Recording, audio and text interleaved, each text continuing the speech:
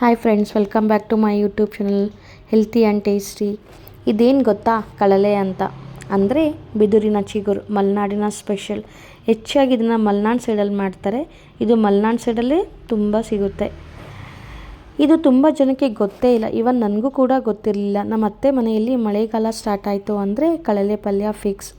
ವರ್ಷದಲ್ಲಿ ಒಂದು ಸರಿ ಸಿಗೋ ಈ ಕಳಲೆಯಿಂದ ಸಾಕಷ್ಟು ಆರೋಗ್ಯಕರ ಉಪಯೋಗಗಳಿವೆ. ಇದರಲ್ಲಿ ಪ್ರೋಟೀನ್, ಕಾರ್ಬೋಹೈಡ್ರೇಟ್ಸ್, ನಾರಿನಾಂಶ ಜಾಸ್ತಿ ಇರುತ್ತದೆ ಹಾಗೂ ಇದು ಕರಳಿನ ಸಮಸ್ಯೆ ನಿವಾರಿಸಲು ತುಂಬ ಸಹಾಯ ಮಾಡುತ್ತೆ. ಹಾಗಾಗಿ ವರ್ಷಕ್ಕೊಂದು ಸರಿ ಮಿಸ್ ಮಾಡದೆ ಈ ಕಳಲೆ ಪಲ್ಯನ ತಿನ್ನಬೇಕು. ಇದರಲ್ಲಿ ಸೈನೋಜೆನಿಕ್ ಮತ್ತು ಗ್ಲೈಕೋಸೈಡ್ ಎಂಬ ನ್ಯಾಚುರಲ್ ಮೈಕ್ರೋ ಆರ್ಗಾನಿಸಮ್ಸ್ ಇರುತ್ತೆ. ಅಂದರೆ ನೈಸರ್ಗಿಕ ಜೀವಾಣುಗಳಿಂದ ತುಂಬಿರುತ್ತೆ. ಇದು ಒಂಥರ ವಿಷದ ರೂಪ.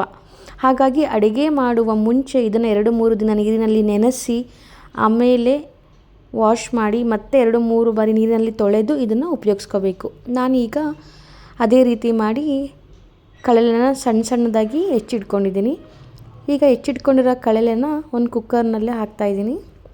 ಸ್ವಲ್ಪ ಉಪ್ಪು, ಅರಿಶಿಣ, ಖಾರದ ಪುಡಿ ಹಾಕಿ 3-4 ಬಾರಿ ಕೂಗಿಸ್ಕೊಂಡಿದ್ದೀನಿ. ಯಾಕಂದರೆ ಕಳಲೆ ಬೇಗ ಬೇಯೋದಿಲ್ಲ. ಹಾಗಾಗಿ 3-4 ಸಾರಿ ವಿಶಿಲ್ ಮಾಡಿಸ್ಕೋಬೇಕು.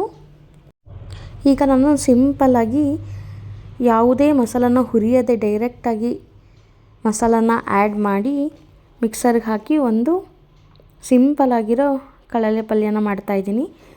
ನಮಗೆ ಮಸಾಲಾಗೆ 1 ಸ್ಪೂನ್ ಜೀರಿಗೆ, 1 ಸ್ಪೂನ್ ಕೊತ್ತಂಬರಿ ಕಾಳು, ಸ್ವಲ್ಪ ಬೆಳ್ಳುಳ್ಳಿ, 2-3 ಬ್ಯಾಡಗೆ ಮೆಣಸಿನ್ಕಾಯಿ.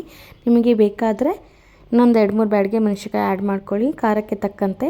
ಹಾಗೆ ಸ್ವಲ್ಪ ಕೊಬ್ಬರಿ, ಬೆಲ್ಲ, ಹುಳಿಗೆ ತಕ್ಕಷ್ಟು ಹುಣಸೆಹಣ್ಣು. ಇದನ್ನೆಲ್ಲ ಹುರಿಯದೆ ಡೈರೆಕ್ಟಾಗಿ ನಾನು ಮಿಕ್ಸರ್ಗೆ ಹಾಕ್ತಾಯಿದ್ದೀನಿ. ಸ್ವಲ್ಪ ಕೊತ್ತಂಬರಿ ಸೊಪ್ಪು ಹಾಕಿ ರುಬ್ಕೊತಾ ಇದ್ದೀನಿ. ಯೂಶ್ವಲಿ ಕಳಲೆ ಪಲ್ಯನ ಕಾಳುಗಳ ಜೊತೆ 2-3 ಥರದ ಕಾಳುಗಳ ಜೊತೆ, ಅಂದರೆ ಹೆಸರು ಕಾಳು, ಕಡಲೆಕಾಳು, ಅಲಸಂದೆ ಕಾಳು ಅಥವಾ ಯಾವುದೇ ರೀತಿ ಕಾಳುಗಳ ಜೊತೆ ಮಿಕ್ಸ್ ಮಾಡಿ ಮಾಡ್ತಾರೆ. ಬಟ್ ನಾನಿವತ್ತು ಬರೀ ಕಳಲೆ ಅಷ್ಟೇ ಯೂಸ್ ಮಾಡಿಕೊಂಡು ಸಿಂಪಲ್ಲಾಗಿ ಕಳಲೆ ಪಲ್ಯ ಮಾಡ್ತಾಯಿದ್ದೀನಿ. ಒಮ್ಮೆ ಈ ರೀತಿ ಟ್ರೈ ಮಾಡಿ ನೋಡಿ, ತುಂಬ ಚೆನ್ನಾಗಿರುತ್ತೆ. ಹಾಗೂ ಈಗ ನಮ್ಮ ಕಳಲೆ 3-4 ಬಾರಿ ವಿಶಿಲ್ ಆದಮೇಲೆ ಕಳಲೆ ಚೆನ್ನಾಗಿ ಬೆಂದಿದೆ. ಈಗ ರುಬ್ಬಿರೋ ಪೇಸ್ಟ್ನ ಇದಕ್ಕೆ ಹಾಕಿ ಚೆನ್ನಾಗಿ ಕೈ ಆಡಿಸ್ಬೇಕು. ನೋಡಿ, ಚೆನ್ನಾಗಿ ಮಿಕ್ಸ್ ಆಗಿದೆ ಮಸಾಲ ಎಲ್ಲ.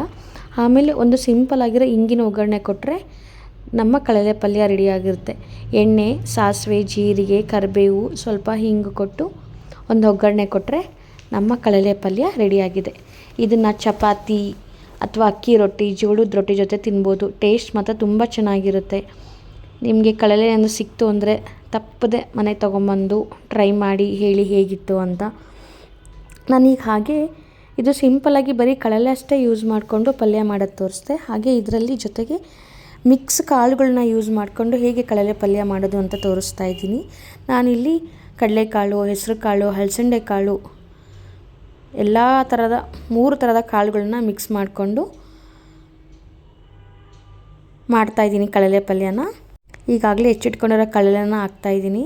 ಸ್ವಲ್ಪ ಕುಕ್ಕರಲ್ಲಿ ಮಿಕ್ಸ್ ಮಾಡಿರೋ ಕಾಳುಗಳು ಹಾಗೂ ಕಳಲೆ, ಸ್ವಲ್ಪ ಉಪ್ಪು, ನೀರು ಹಾಕಿ ಅರಿಶಿಣ ಎಲ್ಲ ಹಾಕಿ ಚೆನ್ನಾಗಿ ಮಿಕ್ಸ್ ಮಾಡಿಕೊಂಡು ಕಳಲೆನ 4-5 ಬಾರಿ ಕೂಗಿಸ್ತಾಯಿದ್ದೀನಿ. ಹಾಗೆ ಇಲ್ಲಿ ರುಬ್ಕೊಳೋದಕ್ಕೆ ಹಸಿಕಾಯಿ, ಕಡಲೆ, ಸ್ವಲ್ಪ ಕೊತ್ತಂಬರಿ ಸೊಪ್ಪು, ಮನೇಲಿ ಸಿಗೋಂಥ ಸಾಂಬಾರು ಪುಡಿ, ಹಾಗೆ ಸ್ವಲ್ಪ ಧನಿಯಾ ಪುಡಿ, ಕೊತ್ತಂಬರಿ ಸೊಪ್ಪು, ಉಪ್ಪು, ಸ್ವಲ್ಪ ಹುಣಸೆಹಣ್ಣು ಎಲ್ಲ ಆ್ಯಡ್ ಮಾಡಿ ತರಿಯಾಗಿ ರುಬ್ಕೊಂಡಿದ್ದೀನಿ.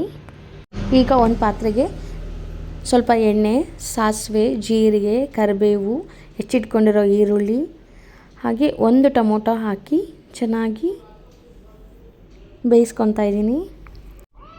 ಇದು ಬೆಂದಾದಮೇಲೆ ಕುಕ್ಕರಿಗೆ ಆಲ್ರೆಡಿ ವಿಶಿಲ್ ಆಗಿದೆ.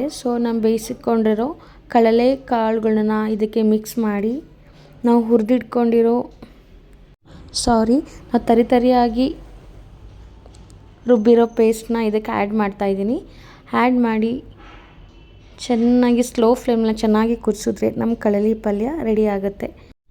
ಟ್ರೈ ಮಾಡಿ ಹೇಳಿ ಹೇಗಿತ್ತು ಅಂತ. Thank you for watching this video. Please follow for more videos.